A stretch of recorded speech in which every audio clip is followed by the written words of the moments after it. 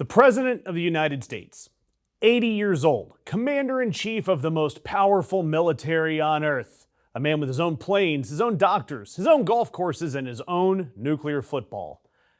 And he had to sneak off of Air Force One through the far door, down a set of stairs, and into a hydraulic catering truck. You know, the kind that lifts those little bags of that worst flavor of Sun Chips and all those sad turkey wraps.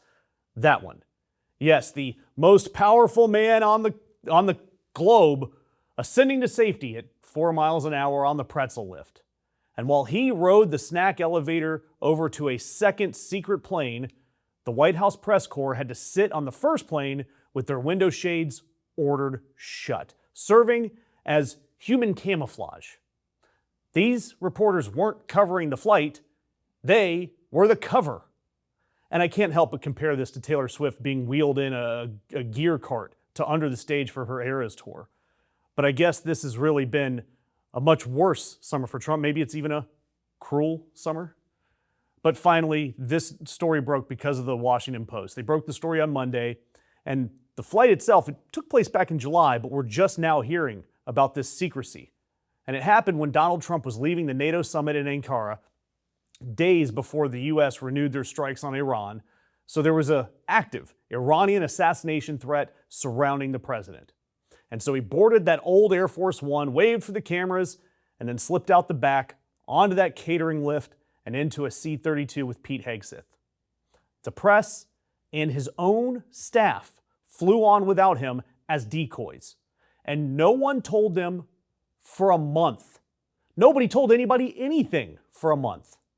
And yet that same morning, Donald Trump was posting to Truth Social, quote, to honor our brave men and women of the military. He'd be flying the brand new and truly spectacular Air Force One that everybody was so excited. And quote, for old time's sake, we'll be taking the former Air Force One.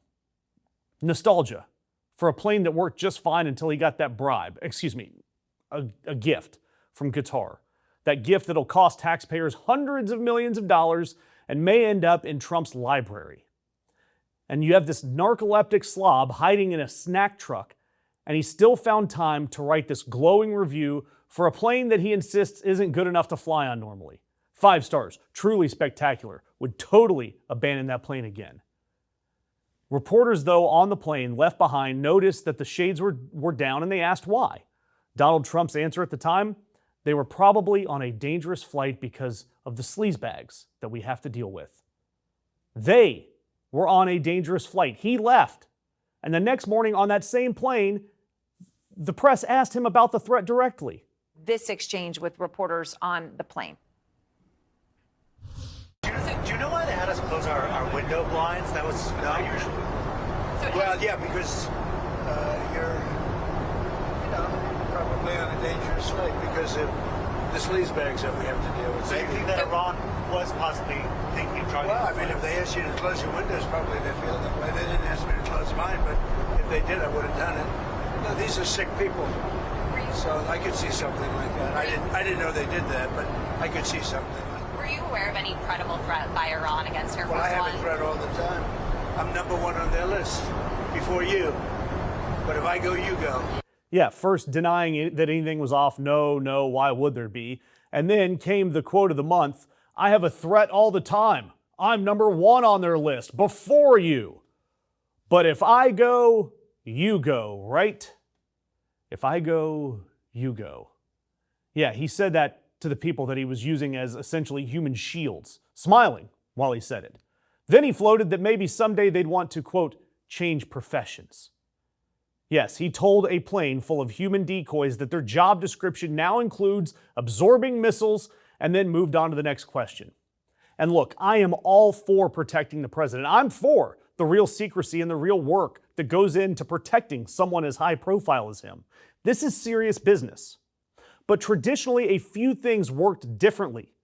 Okay? Reporters were generally told, at least once they were on the ground, that something had changed for security reasons. Sometimes they took their phones, sometimes they swore them to secrecy, but at least they knew what was happening. And so I've got to ask you guys in the comments, you know that I'm not a fan of the corporate media, but they do play an important role. And especially with the way that Trump is treating journalists, now using them as human shields and not telling them about it, would he actually care if something happened to these journalists? Would he care at all? But look, I did mention, this does happen. Decoys are real. Bill Clinton ran a decoy plane back in Pakistan back in 2000. Standard trade craft. Biden used subterfuge to stay alive when he went over to the Ukraine, including a secret train. Deceiving the suspected enemy is fine. Even being unclear to the press in the moment, I get it. But to continue the lie to the press and the whole country for an entire month is something else entirely. Clinton's people weren't out there posting about how spectacular the decoy is. They just did their jobs and shut up. And that is a concept that this White House treats like witchcraft. But ultimately here, the sneaking wasn't just about the threat. It's about that free plane. You know, he flew that $400 million Qatari gift jet to the summit, but reportedly it still lacks proper anti-missile countermeasures. So the Secret Service told him he needed to take a different aircraft. And the kicker, he still hasn't given this thing up. He ditched that bribe plane just for the scary leg. His flying palace that he had to have is the exact reason that the toughest man in the world had to commute by a sandwich lift.